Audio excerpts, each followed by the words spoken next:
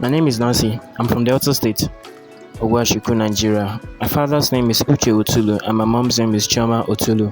My parents got married to themselves, and within the space of 2 years, they gave birth to me.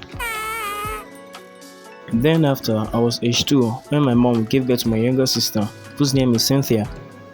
Cynthia was 3 years old when my mom gave birth to my younger brother, whose name is Kelvin. My father is a company driver. Whenever he's back from work at night, he do Bible for us every day. And my mom is also a good, loving, caring woman that takes good care of us. Whenever she's at home, she tells us tales of good stories, good morals, evil deeds, and any repercussion, and the advantages of being good. It was a Sunday morning when my mom woke up, looked so shocked and devastated. We were worried of her face mood. When we immediately reported to my dad, quickly he rushed inside because he was awake before anyone and he was outside. He rushed in quickly to confirm the call of emergency from us, and it was true. So my dad asked, "Honey, what's the problem?" My mom replied, "Darling, it's a nightmare, but it looks so real." My dad anxiously asked, "What is it all about?" And my mom explained. In the dream, she saw herself being run over by a vehicle. And dad said, "Oh, well, it's just a dream." Thank God it's just a dream, and today it's Sunday. We got to prepare early to church and also tell pastor about the dream. And my mom said, How I wish I had the pastor's phone number. I would have called him to tell him about the dream. So we prepared very early to church.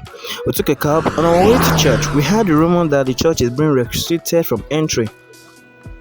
Some other people said it's a government property and that is why it's being restricted. We ignored them and continued our journey. Getting to the church, we saw a red ribbon across the church gate, and we got there, but to see no one in the church premises. We were surprised and we got back home.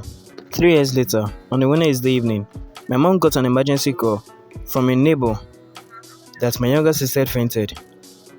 My mom ran out of the market with fear that have gripped her heart.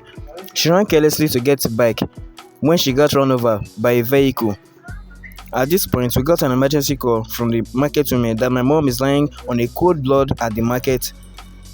When I heard this, I felt unconscious for an hour, and my sister that had fainted before was now the one sprinkling cold water on me before I regained my consciousness.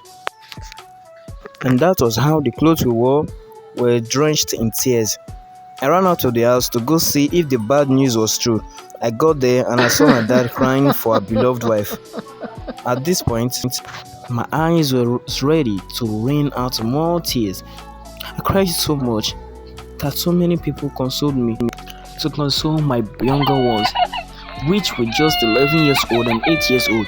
My little sister, which was just 11 years old at the time, began to console my little brother that was 8 years old. And 2 years later, we got over the pain of our dead mother. At that time, our wicked landlord shouted and disgraced our father in a public market because he was not able to pay his rent. Our dad wasn't too conscious about the situation of our home and where to stay if the landlord eventually throws us away, until the day he was informed at work that we were kicked out of the compound and our property wasn't given a second thought to be thrown into the rain.